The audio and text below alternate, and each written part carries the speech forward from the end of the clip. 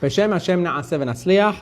Welcome everyone to our weekly Parsha Shiur with the Perush of the Zera Shimshon, with the commentary of the Zera Shimshon. May the zechut of this Shiur be for the Refuah Shalema of Kol Chole Am Yisrael, especially those that are injured or sick. May Hashem give them a Refuah Shalema. And it should also be Leilu Nishmat.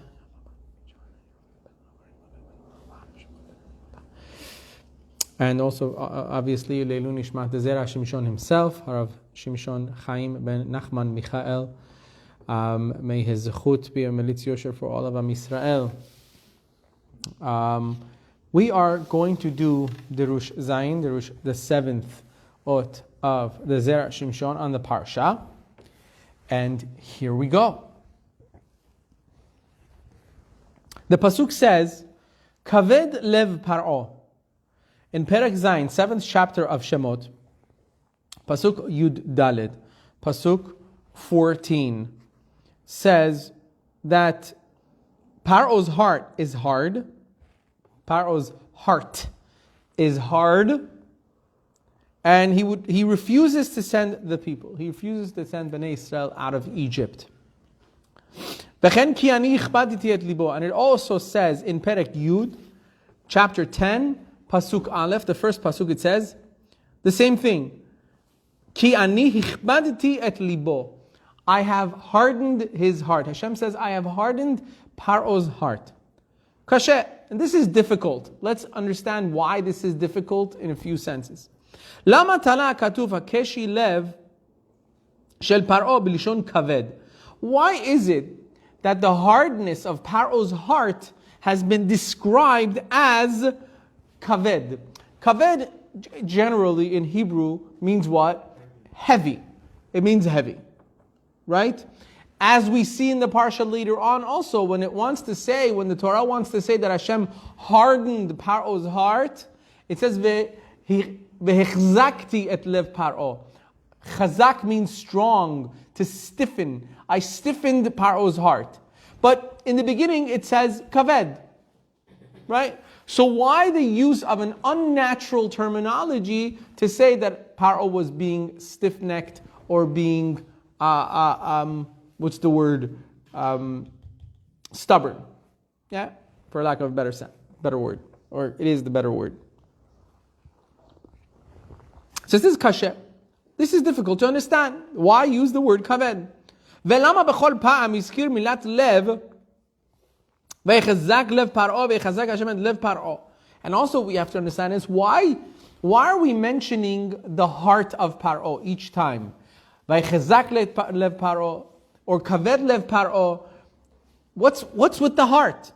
Why does it have to really dafka say that Paro's heart was hardened? Why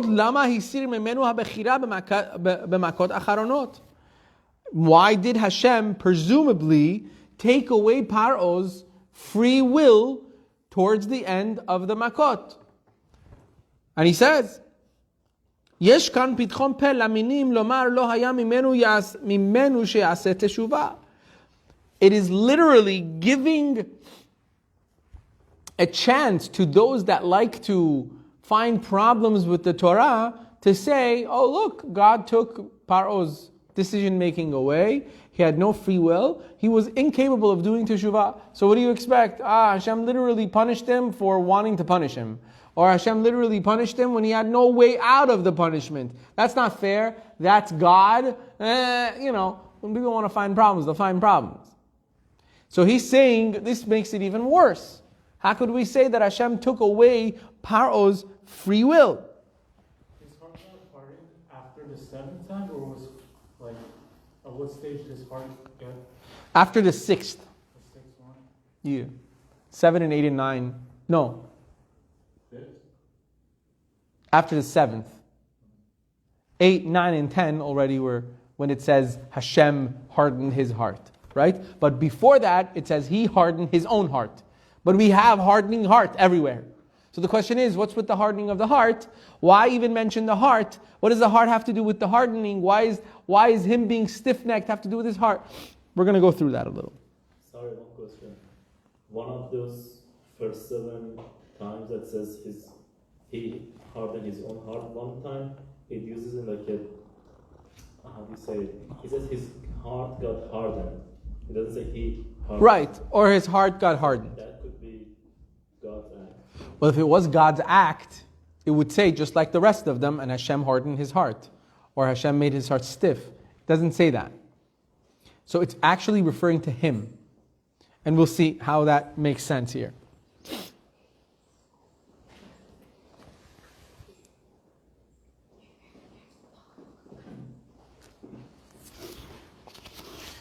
V'yesh lomar. So now an intro into how we could answer this question. This is going to go a little bit into like halachic works, and then we're going to come back out of halacha and we're going to discuss the philosophy behind hardening Paro's heart. It's actually extremely interesting. He says like this.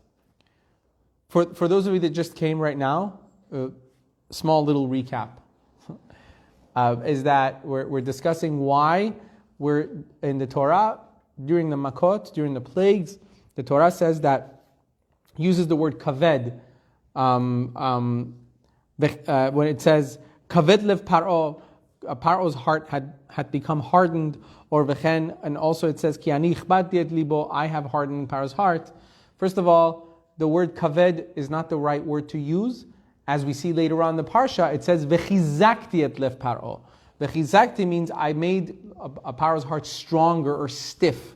It's a better word used. So why are we using kaved once and then later on, or twice, and later on we're using chazak. And then he says, why even mention Paro's heart? What does it have to do with Paro's heart? Right? And the other thing is, why is Hashem taking away the bechira? Why is Hashem taking away Paro's free will? It's as if to say, people are going to complain later on and say, hey, Hashem punished Paro, but he shouldn't have punished Paro because he took away his free will, which is a question that we've asked many, many times. We have so many different answers to. Okay. So he says, Shakadosh Baruch Hu, madad lo midah keneged midah. Hashem really, as we discussed so many other classes that we've had, Hashem works midah keneged midah, measure for measure. So Hashem was paying Paro back measure for measure, midah keneged midah. How so? And this is a huge chidush. It's a very novel idea that the Zera Shimshon uses, because many other authorities discuss the fact that God taking away Paro's free will and how it was not actually a problem at that time for different reasons. One of which is that really Hashem hardening Paro's heart was in order to give him free will. It was the opposite. How so? Because there was so much pressure with the makot, with the plagues. There was so much pressure on Paro to actually let the Jews go that he wasn't really using his free will anymore. Because Egypt was going to be no more. So he had no choice really. He had no will. He was going to let the Jews go because of all the pressure. So Hashem hardened his heart to give him free choice, balancing it for him. Meaning he making him a little bit more stubborn so that he doesn't bend because of the plagues. He'll actually make his own decision. That's one of the answers. Another answer is that we could say is that not if when we're saying that God took away Paro's free will, it would only be a philosophical problem if it wasn't in a situation that it was used as a punishment. Which means, when Hashem hardened Paro's heart, taking away his free will, that was his punishment. That was his punishment. Hashem basically said, look, I've given you a lot of time to use your free will for the good. You decided not to. Therefore, your punishment will be you yourself, against yourself. Your punishment will be that I'm taking away your bechira, I'm going to take away your free will, so that now you can't do teshuvah. We've seen this in many works, that it says that Reshaim, those that are wicked, and they want to continue in their wickedness, so to speak, Hashem doesn't help them do teshuvah. Hashem makes it kind of difficult for them to do teshuvah, because I tried to help you 30 years, 40 years, 50 years, and you would not nudge, now you know what? I'm just going to leave you to yourself. You're going to be your own worst enemy. That's what happened with Paro. These are some of the explanations using free will. Here, the Zera Shimshon gives a very big chidush. He says Paro's free will was not taken away, period, at all. Which to me was a chidush. It wasn't taken away. No, don't even talk about free will, because Paro had 100% of his free will to the end. Even when Hashem says he hardened his heart, at that point, maybe you could say, you could use the shot that I just gave you right now, but at least from the beginning until the 6th, no, it was nothing to do with his free will. And he explains like this.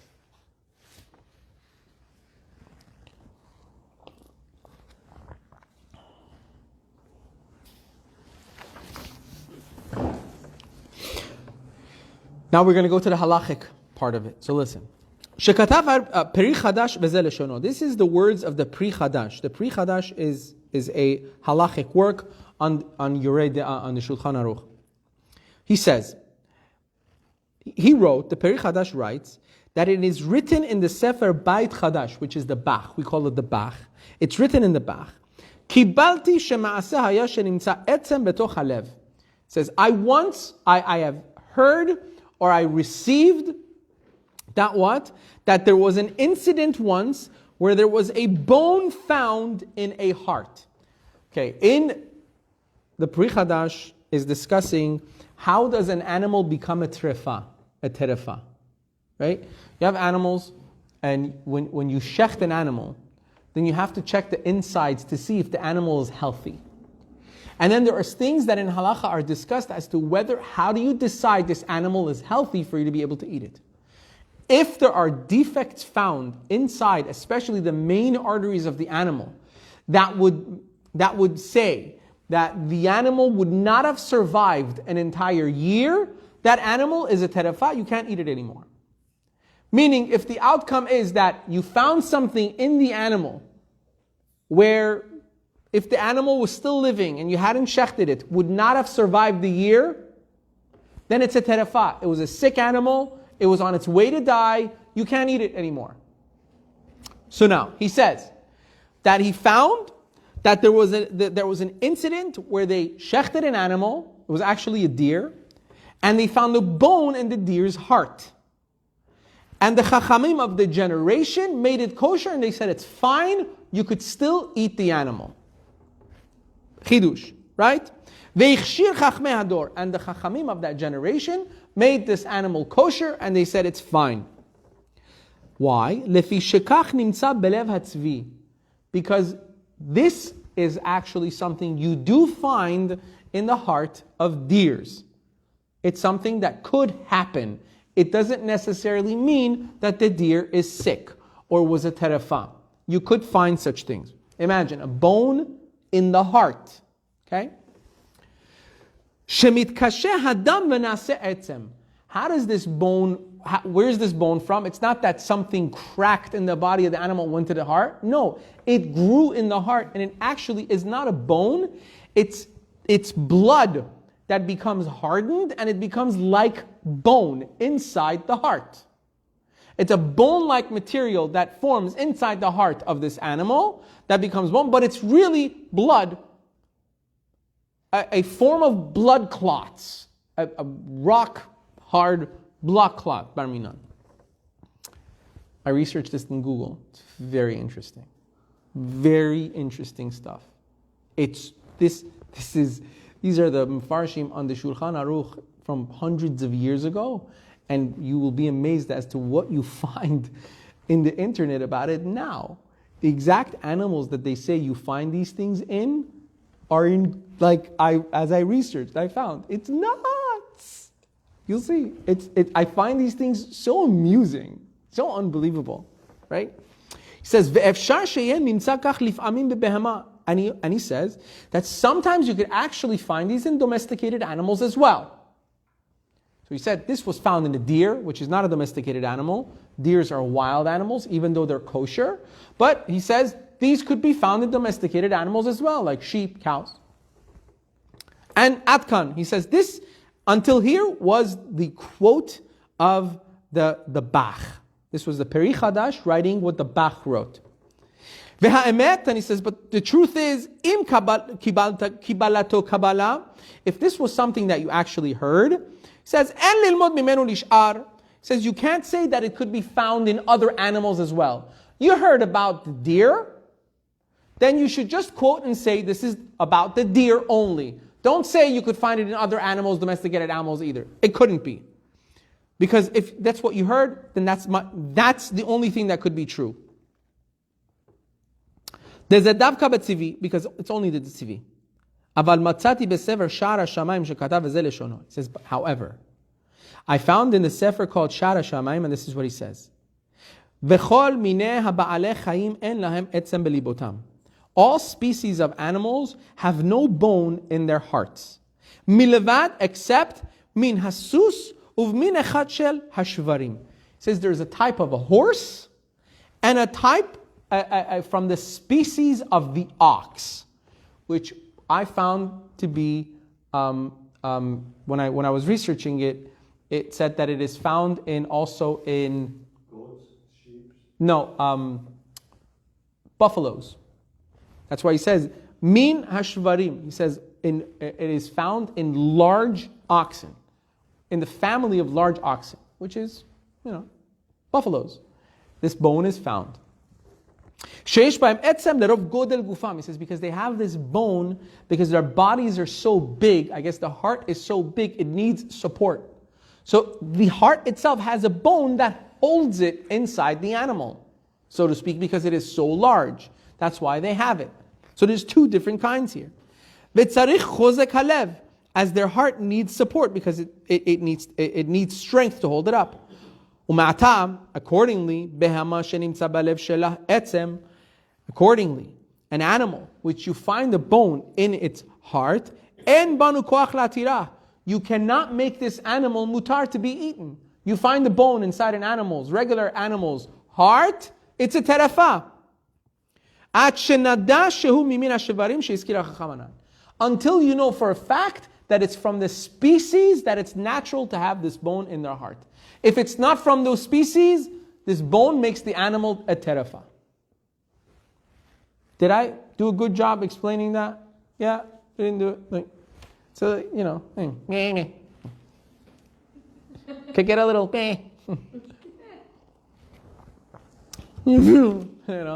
for me as well sometimes. Sometimes it gets a little, it's amazing. I like to do these things because I feel the more Jewish young people know complicated halakha in the Torah is, I feel it's the better. Because this way we can understand and appreciate how much it takes to ordain halakha, to actually pass judgment on halachic matters. It's not just like, you're allowed to do this, you're not allowed to do that. Why did the rabbis make this? The rabbis, I love it when I hear that. Rabbis sat down in a circle and they made a decision. You know what? Make this asur and make that mutar. Have a wonderful day, everybody. Have an easy vacation. We'll see you next time. That's not how these things ever went down. It's very difficult. There's so much depth. The Chachamim knew so much, as you can see. They knew the innards of animals like Google. They had their own Googles in their minds, right? So he says, Ad kan leshono, and until here, this was the quote of the Pri Chadash. This was the halachic thing of the Pri Chadash. So now Zera Shimshon comes back. It's so nice, so good as always. Val pi ze yesh lomar, and according to this, we could say, shemeikara nitkasha damo al Israel kol kach bekas. In the beginning, when it says that Paro's heart had become heavy, kaved, right? It says in the beginning, Paro's heart had become hard with what? His blood was literally boiling from the stress and from the hatred and the sin'ah of the Jewish people because they wanted to leave. He was, as we say in Persian, dashte hers mikhord. His blood was literally boiling and he was just agitated. And he was like, right? He was going crazy. His blood was boiling in his heart. And that's when it says v'kaved. Kaved means became heavy. It became like pooled in his heart. Shenitzrar adam belibo kelev hatzevi. That the blood pooled in his heart, it became hardened in his heart, just like the tzvi, just like the deer. That sometimes would happen, that a blood would clot in his heart, making it like literally a bone inside the heart. V'zeh perush pasuk, and this is the explanation of the part of the pasuk that he says, Paro's heart became hard, and he refuses to let the Jews go. This is what had happened. He had so much hatred, and he was so upset at the fact that the Jews wanted to leave Egypt, he was losing his mind. Because on one side, Moshe Rabbeinu was like literally destroying Egypt, and Paro had nothing to do. All he could do is, I'm not letting them go. And then boom, literally hell would come upon Mitzrayim, and there was nothing Paro can do about it. This was driving, he was literally having massive heart attack after heart attack. This is exactly actually what the Zera Shimshon is saying, that HaKadosh Baruch Hu hardened his heart. He was gaining, he was getting blood clots in his heart. I'm telling you, this might sound funny, but you'll see how he proves it. It's beautiful. Listen. And this is what it says, Kaved lev Paro. Paro's heart is hard. It occurred because of the blood clot, or the pooled blood in his heart. Valken, and due to this, he wouldn't send the people because he was so agitated, he was so upset, he couldn't even think straight anymore, and he wouldn't let the Jews go. And when HaKadosh Baruch Hu saw that he was acting this way, that because of his rishut, because of his wickedness, his blood was boiling so much that it was becoming pooled in his heart. He strengthened his heart even more. That does not mean to say that Hashem took away, according to the Zera Shimshon, took away his free will. That's not what it means. It means that he hardened his heart. Vehosif bo etzem. He made it hardened where he had a bone, literally, in his heart. The blood clot became solid. HaKadosh Baruch Hu hechazik, solidified the bone in Paro's heart. This makes it seem like It's a medical show? giving him prolonging his life when he's probably supposed to die in the spot. No, in fact, it's the opposite. He's like the deer with parallel and The deer that has the blood clot in its heart, right? If it's any other animal, it becomes a terefa. This way, Paro, excuse my term, calling him an animal, became a terefa, meaning his life had already been cut short, as if he's not even alive now. You understand? What does a terefa mean? When you shecht an animal and you find that it had a defect that it would not last a year, it means it was already dead. You just cut open a dead animal. It was sick enough that you can't eat it. So he was going to die anyway. Yes. You will see. That's what blood clots do. Lo aleinu, bar minan. You'll see where it's gonna get to it. You'll see. I mean, Zera Shimshon doesn't kid around. Right? Anybody else have any questions? Anything anyone wants to say that I could make fun of for the rest of the shiur? Or okay, here we go. Everyone's sitting there going, "I ain't gonna be next." Vehosif bo etzem. So Hashem puts this bone in his heart, so to speak. Lerov cheskat libo, to even strengthen his heart even more.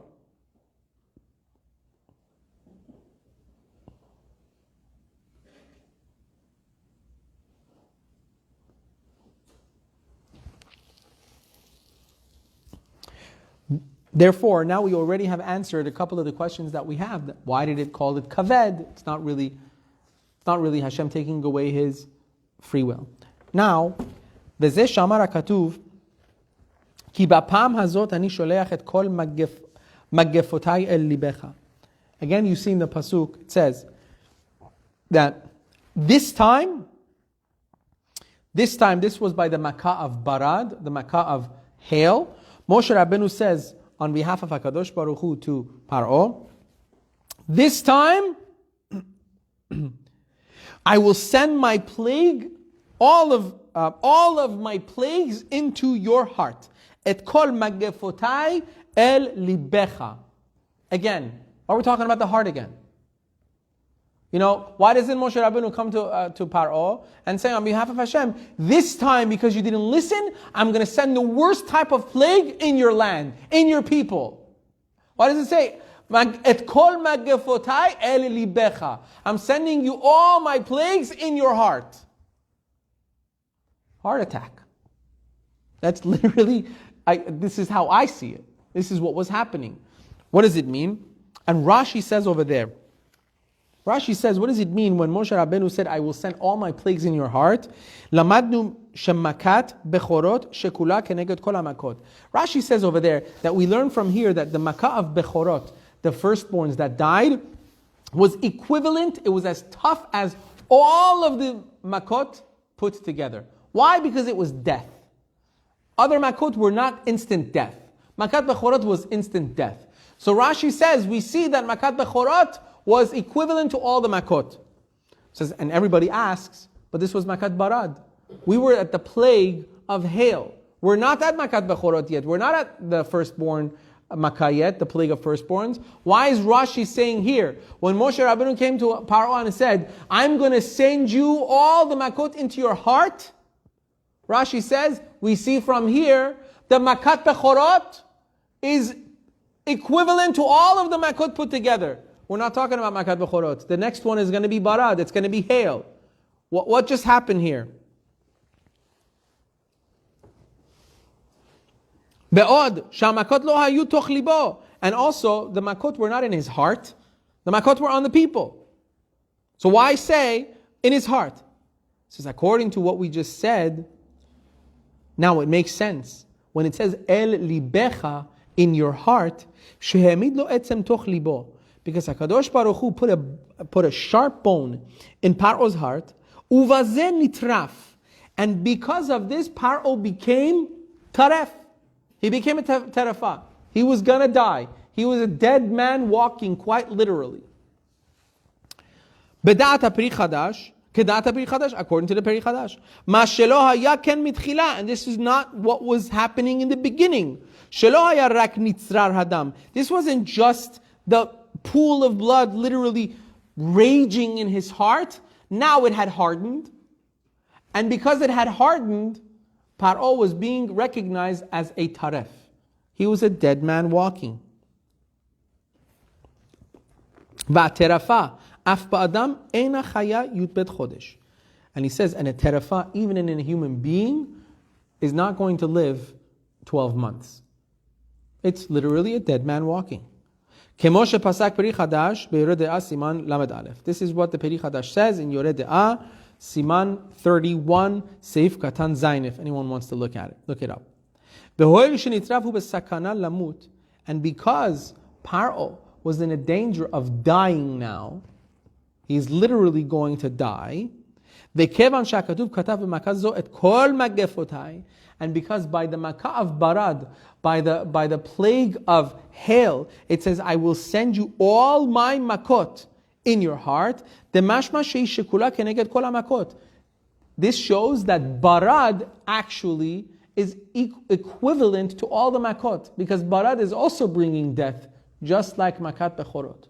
So what Rashi is saying is, if the makkah of makat barad is equivalent to all of the makot because it just killed Paro, so to speak, how much more so makat bechorot is equal to all the makot, because that one for sure killed all the firstborns.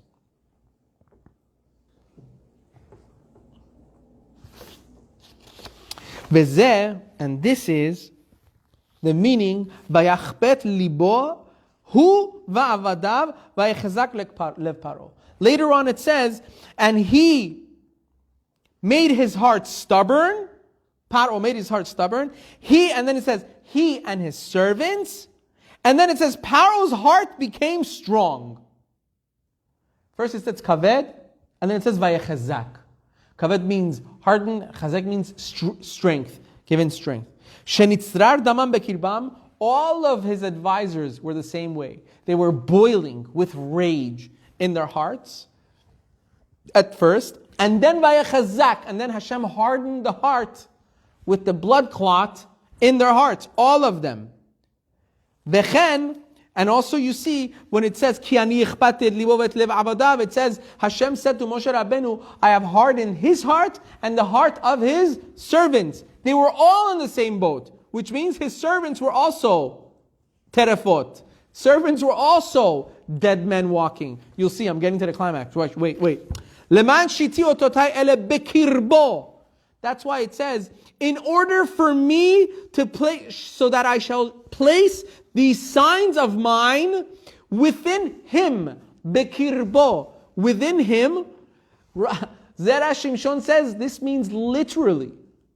Why does it say bekirbo? It should say bekirbam, within them. I want to show my signs, my miracles, my makot. I want to show my greatness within them. It says no, I want to give my makot bekirbo, within him. The Zera Shimshon says it's talking literally within his innards, in his body. He was basically putting all the stress of Egypt inside their bodies. That's how stress can kill a person. This is exactly what the Zera Shimshon is saying was happening physically to Paro's body and his servants. Ve'odati shaper, he says now it sounds even better now. Shachar shamar asher ithalalti b'Mitzrayim, because after Hashem says that I have amused myself with Egypt, asher ithalalti b'Mitzrayim, I've amused myself with Egypt. Dainu makot. This refers to the plagues. Hashem was saying, I've amused myself with the plagues on Egypt. Then it returns and he says, Ve'amar vet ototai asher samti bam, and all my signs that I put bam within them.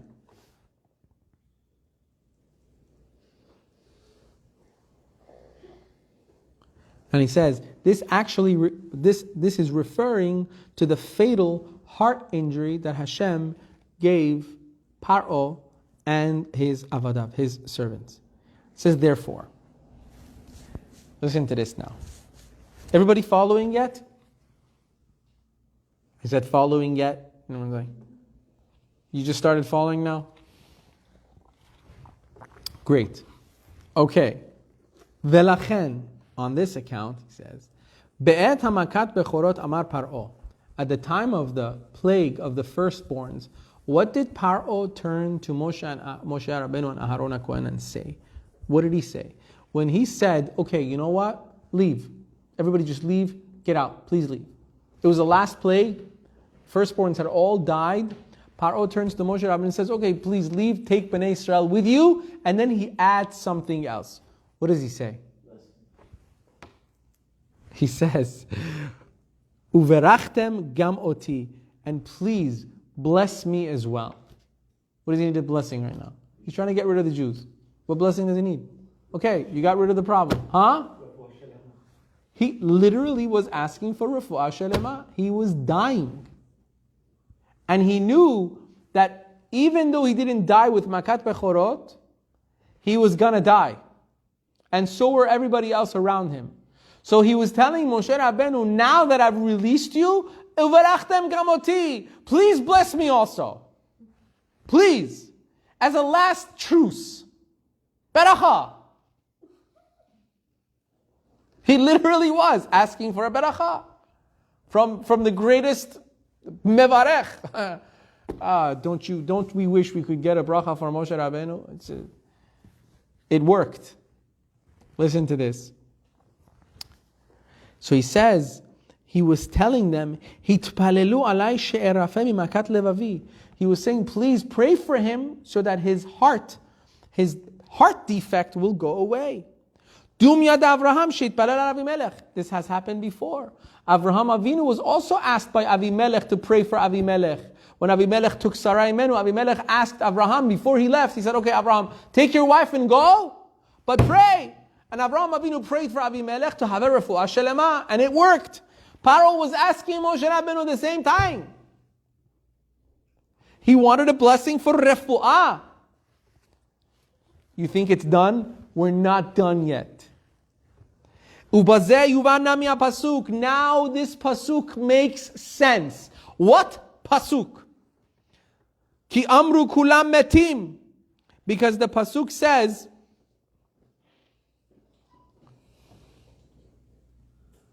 for they said, Ki amaru kulam metim. They said, we're all dying. These were all the people around Paro. The Egyptians said, we're all dying. They weren't firstborns. What are you afraid of? Hashem said the firstborns. So far, all of the plagues have been exact and direct. Hashem said, take your animals inside, they won't die. Those that were inside all survived. Those that were outside all died. Hashem said, only so-and-so people will die, so-and-so people. Only this is going to happen, that happened. Hashem said, only firstborns died. So why were these people worried now? What, Hashem is getting a sloppy now, chas v'shalom? He's playing a guessing game? Firstborns will die, and I don't know. Whoever is unlucky will die too. That's not what happened. Hashem said firstborns, and He was going to kill the firstborns. So why is it that now the avadim of Paro came to Paro and said, they're all going to die now? They're all dead. Why? For how is it possible that they should all die? Moshe only said, only the firstborns are going to die. So why were they thinking they're going to die now? And if you explain, according to Chachamim, שהיו רואים שאם אין שם בכור גדול בבית מת. Says, even if you want to answer, because there's an answer that says, if one household didn't have a bechor, didn't have a firstborn, Chazal say that in that household, the oldest or the most honorable person would die. Right? So, some people were afraid of that. He says, but still, all of them were afraid that they're going to die because they're the oldest of the families. There was no one that was the youngest or the middle child in their family. Everybody was, you can't give that answer also. So why were they worried?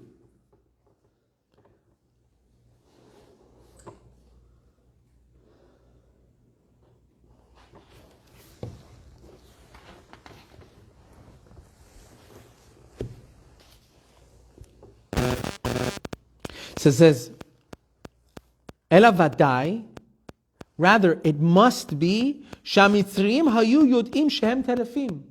The Mitzrim knew that they are all terafim, they're all going to die. Right? Velo yuchlu lichyot, and they could not live any longer.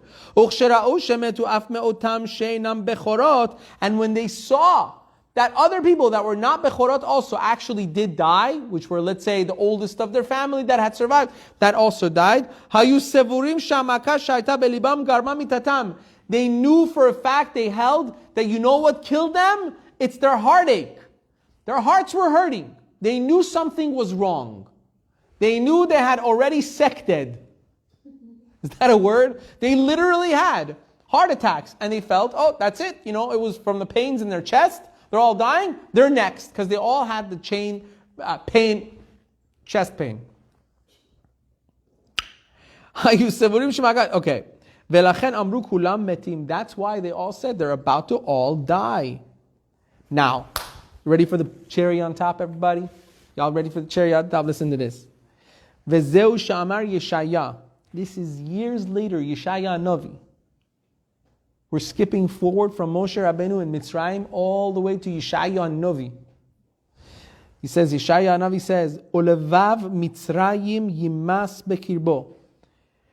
He says, and the heart of the of Egypt shall melt within it. That's what Yeshaya says. Kedel la'asoto terefa. And this was what? In order to make them terefa. The heart was literally melting. V'nagaf Hashem et Mitzrayim nagof verafo.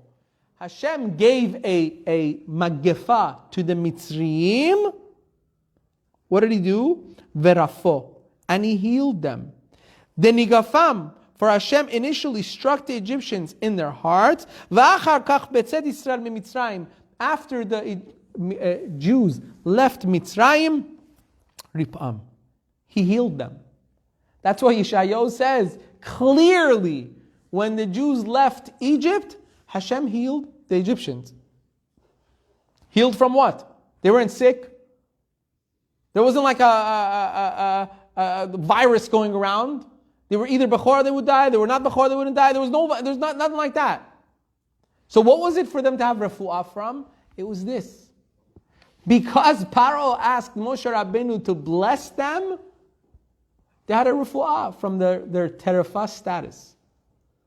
It wasn't because they were afraid that now they're going to, they were in the, they were supposed to be in quarantine and they were too close to someone, they were exposed to something. By the way, I saw a book, it just goes to show what kind of generation we're living in. Right? I saw a comic book for kids that depicted all the makot, all of the plagues, and the story of Mitzrayim. Right? And then I saw that the Egyptians, I can't make this up, the Egyptians were wearing masks. Right? By the makkah of I guess, Dever or Shekhin or something, when they were getting sick. Right? They were wearing masks. I'm like, what? How could this be? So I turned the book over and it was actually printed in 2020. Right? So, because it was printed in 2020, they wanted to make it realistic that the Egyptians were getting sick, so they were all wearing masks. That's what generation we live in. In order to communicate with children these days and tell them the Egyptians were getting sick, put masks on the pictures. And then the kids are like, that's what happened. Oh yeah, so that's what Shekhin was, or that's what Dever was. There was a virus going around. There was no such thing. No such thing. There was no virus. It wasn't catchy. Only people that were supposed to die would die. The people that were supposed to live would live. This was all orchestrated by Kadosh Baruch Hu to the T, mere perfection. This is what the Zera Shimshon just showed us tonight. That Paro's free will was not taken away. In fact, it was a physical ailment that Hashem put in their hearts. Just like a taref animal. They had a hardening inside their heart, like a blood clot, that was causing them to die. And they knew they were going to die. Until the last minute, they asked Moshe Rabbeinu for a blessing. Now don't ask me why Moshe Rabbeinu decided to give them the refuah shalema. Maybe because they did a shtickle, teshuvah. Even though afterwards they followed the Jews again. But we know a lot of people that do teshuvah, like ourselves, we do teshuvah, we go back to it. Baruch Adonai le'olam, amen ve'amen.